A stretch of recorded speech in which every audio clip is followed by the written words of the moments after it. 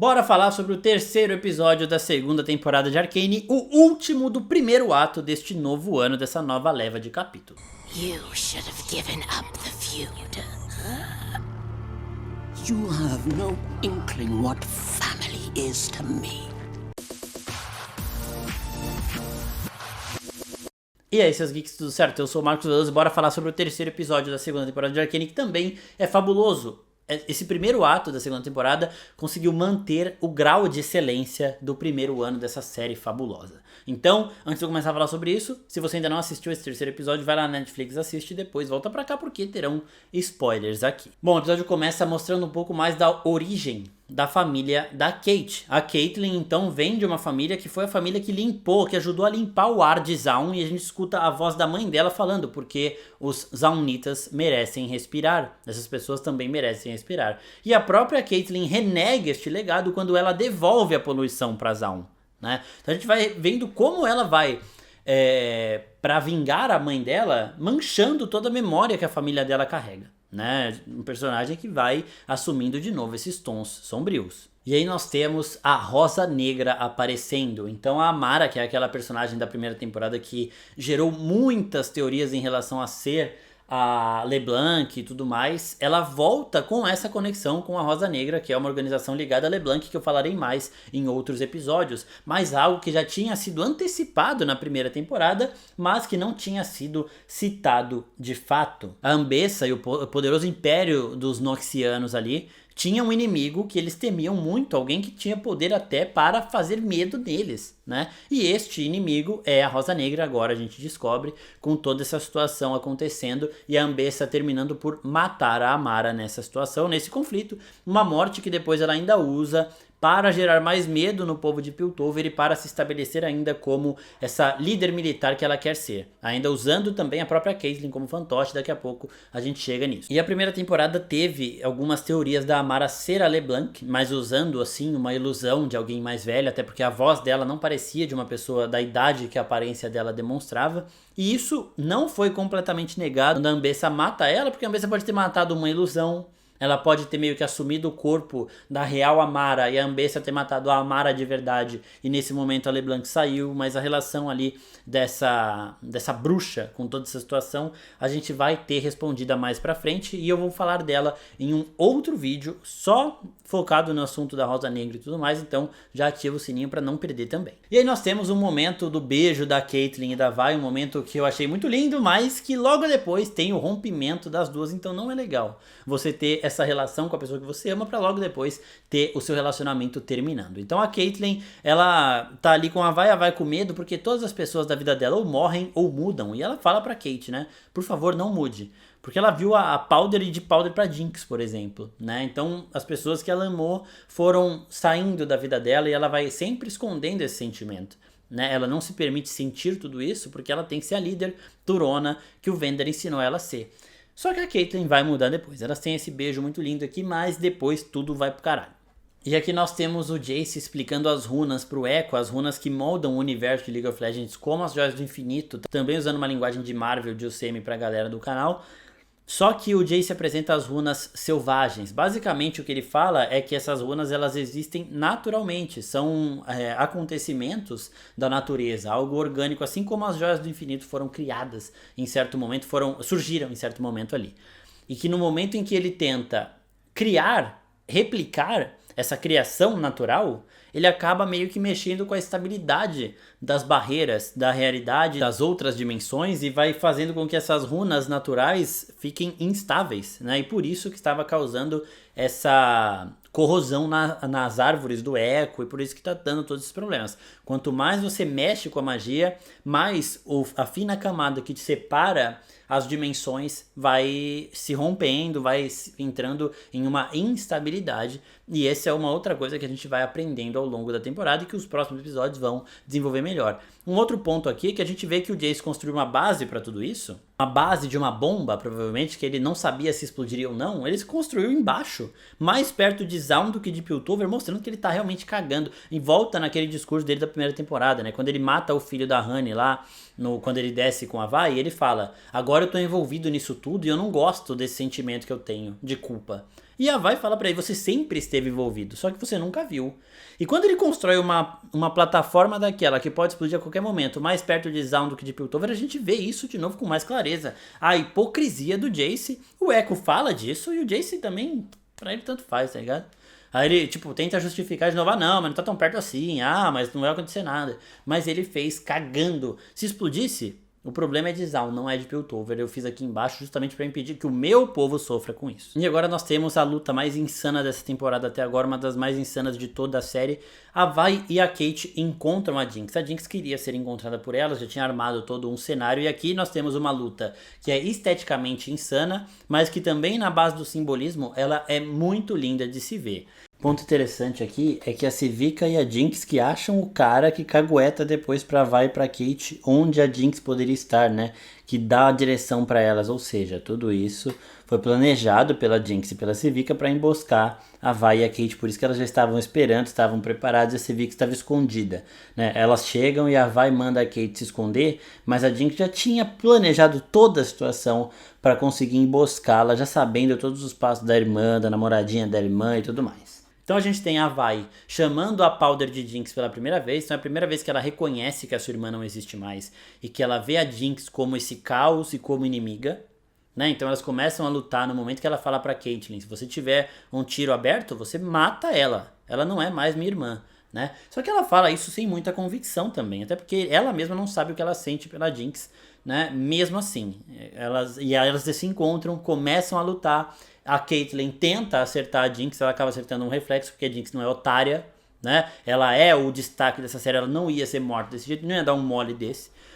E aí a Caitlyn é atacada pela Civica. Então nós temos aqui de novo uma luta da Vi com a Jinx e das substitutas. A Caitlyn que meio que assumiu o lugar da Jinx para a Vi e a Civica que meio que assumiu o lugar da Vi para a Jinx. Agora elas são o braço direito de uma da outra ali. Então a gente tem essas duas lutas e essas lutas vão alternando com o Jace, o Echo e o Heimerdinger entendendo melhor essa instabilidade que eles criaram através dessas runas naturais, né? E como essa instabilidade tem a ver, está diretamente conectada com o Hextech, todas as armas criadas pelo Hextech vão sofrendo com essa instabilidade. Então, a arma da Caitlyn e a arma da Vi, elas também sofrem com a instabilidade que está sendo causada pelas ações do Jace, do Echo e do Heimerdinger lá naquela outra sala. É muito legal ver isso, por isso que essas cenas estão se sobrepondo, porque uma interfere diretamente na outra. E aí chegamos no momento em que a Vi consegue prender a Jinx e está pronta para matá-la, só que aí a gente vê uma Jinx mais racional, né? A Jinx fala, que bom que é você, eu desisto e tudo mais, eu queria que fosse você. E aí nisso a Vi vai vendo um pouco mais de Powder aqui e fica com um pouco de dúvida de novo. Vamos! Eu tô pronta. Que bom que é você. Tinha que ser você. Pronta pra... Beleza, sou eu mesmo, tudo mais. A Caitlyn também conseguiu se separar da Civi que tá apontando pra Jinx. Só que aí chega a criança que representa a Powder antiga, a criancinha Jinx, né? Ela se coloca no meio da Vi e da Jinx, ela aponta a arma pra Vi, prontinha pra atirar. Só que a Jinx fala não, desesperada, ela não quer ver a irmã dela morrendo antes dela morrer, né? E aí a criança para realmente com a arma. E o que acontece? Essa criança obedece a Jinx, ela vira pra Jinx depois e abraça a Jinx. Quando a Jinx fala não, a Vi vê mais da Powder ali e vê coisas dela mesmo. E a criança tá ali abraçando a Powder, Jinx. E as duas, tanto a Jinx quanto a Vi, estão vendo elas mesmo no passado. Agora a Jinx está na posição que a Vi estava, de proteger. E a Jinx quer proteger a criança e consegue fazer isso de uma forma que a Vi não conseguiu.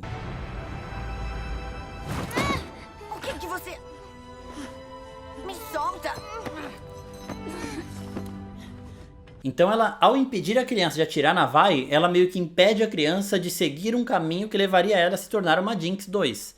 Então ela já protegeu a criança mais do que a Vi protegeu ela. Ela tenta não cometer os erros que a Vi cometeu com ela, então ela não vai abandonar a criança, ela não vai deixar essa criança agir por conta própria. Mesmo que ela não tenha esse lado sensível, ela tá agindo meio que por instinto. Ela sabe do que causou os traumas dela para ela chegar onde ela chegou. E ela não vai deixar essa criança passar pela mesma coisa. E a Vi percebe isso e recua Porque aí ela volta a sentir culpa da Powder ter se tornado a Jinx, porque ela volta a ver o dedo dela nisso tudo. I told you to stay away! No! Why did you leave me? Because you're a Jinx! Do you hear me?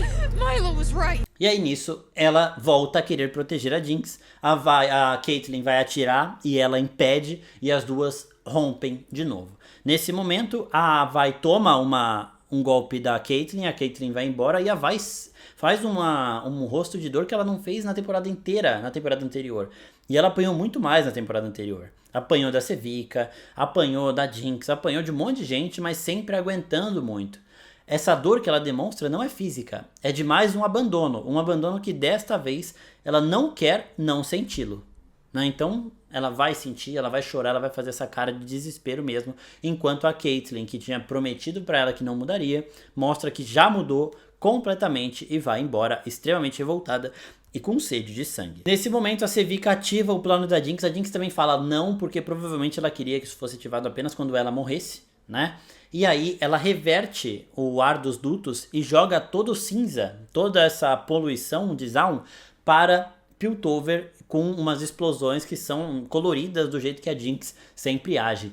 E muito provavelmente o povo de Zaun vê isso como a resposta que eles sempre quiseram para Piltover sentir um pouquinho do que a gente sente aqui sempre desde que a gente nasceu, né? Sabem que é obra da Jinx pelo padrão e vão começar a venerá-la como essa grande líder, um novo messias, digamos assim. Então a gente vai vendo cultos se formando. A Caitlyn se tornando essa autoritária que tem os militares ao lado dela, a Jinx se tornando essa resposta caótica que Zaun sempre precisou, e o Victor se tornando esse messias salvador aí por onde ele passa. E aí nós temos ainda 2 pontos importantes. Antes a gente tem o finalzinho lá do Singed revelando o Warwick de fato, né? Então a história contada, tipo a história de capa de One Piece, ela contada nessas 3 pós-créditos do Singed, termina com ele concluindo seus experimentos e muito provavelmente transformando o Vender em Warwick, já falei mais disso nesse outro vídeo.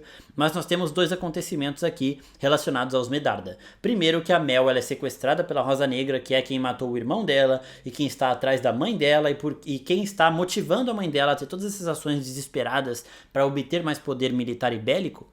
Essa Rosa Negra vai e sequestra a Mel. Enquanto isso a gente vê os planos da Ambessa se tornando reais. Então primeiro que ela incitou a Honey de invadir Piltover na guerra que a gente viu no primeiro episódio, e ela depois mata a Honey surgindo como essa grande salvadora. Ela causou o ataque e resolveu o ataque como um bom agente duplo sempre faz. Ele causa o caos para depois surgir como o grande solucionador de todo o conflito, aquele que resolveu tudo e que protegeu as pessoas que ele mesmo colocou em risco misteriosamente, secretamente, em primeiro momento.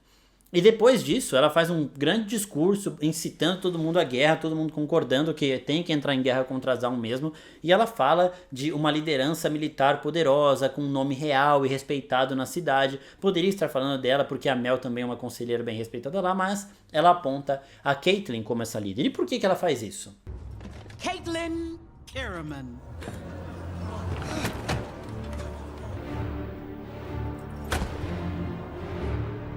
Porque ela quer tudo isso pra ela. Só que ela não é idiota de parecer arrogante, de deixar as pessoas achando que ela sempre tem um plano por trás disso tudo. Então, ela vai usando fantoches. O primeiro era o conselheiro que ela pegou ali pra ela, e agora é a própria Caitlyn. A Caitlyn vai ter o exército dos Noxianos para usar contra Zaun. Ela vai ter a permissão do povo para usar contra Zaun. Tudo isso conquistado através das ações da Ambessa. Por quê? Porque se der merda, a culpa cai pra Caitlyn, não pra Ambessa, né? E depois de uma guerra contra Zaun, certamente as lideranças vão sair enfraquecidas, né? Talvez, a menos que a Cait prevaleça de uma forma incontestável e faça com que todo mundo se apaixone ainda mais por ela e ganhe ainda mais poder, o que ela é muito nova para conseguir e muito inexperiente e com muita sede de vingança, às vezes cega por conta disso, a Ambessa sabe que durante esse conflito ela vai ter muito mais chance de crescer internamente para depois conquistar tudo que ela quer, que são as armas Hextech, para usar contra a Rosa Negra, que não sabe ela sequestrou a filha amada dela neste mesmo momento em que ela estava concluindo mais um passo dos seus planos de golpe de estado em Piltover. A Ambessa ela tá fazendo isso desde o começo, todas as ações dela são pensadas 3, 4 passos na frente, e ela nomear a Caitlyn como essa grande líder militar também faz parte disso, porque ela vai estar do lado da Caitlyn, ajudando nas decisões, se tornando cada vez mais influente, mas a responsável pelas merdas nunca vai ser ela, sempre vai ser a Caitlyn, que acabou aceitando tudo isso porque ela só quer saber da Jinx. Ela quer matar a Jinx, quer matar o povo de Zaun ali, não quer saber de mais nada, porque agora ela se tornou este tipo de líder.